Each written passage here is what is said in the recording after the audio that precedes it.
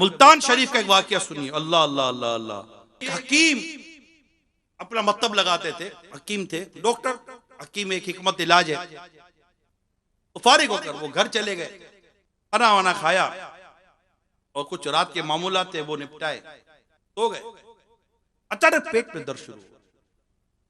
इसी पेट में दर्द शुरू हुआ, बैठ गए, पेट पकड़ के बैठे।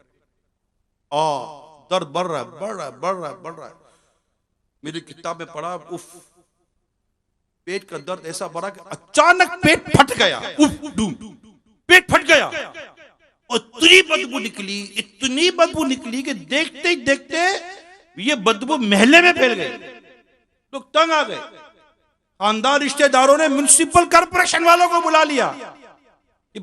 भाई क्या करें, ये तो बदबू से हालत बुरी हो गई है। म्युनिसिपल कॉर्पोरेशन वाले आए, इसकी लाश को उठाया, जैसे तैसे इसकी दफन हो गई। अब सब परेशान। हकीम साहब थे, देखने में अच्छे भले आदमी नजर आते थे। ये क्या हो गया इनके साथ? पेट फट गया, बदबू निकली, अल्लाह की पनाह, इबरत। पता चला कि ये हकीम तो थे, मतलब तो चलाते थे, मगर सूद पर पैसे खाते थे, सूद का कारोबार।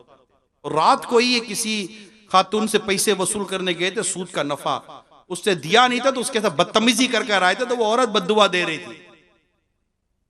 आखिरकार सूद के कारोबार ने इस शख्स को जो मौत दी है, अल्लाह की पनाह, या अल्लाह हमें ईमान और आफियत तो मीठे मदीने में शहादत की मौत अता फरमाना।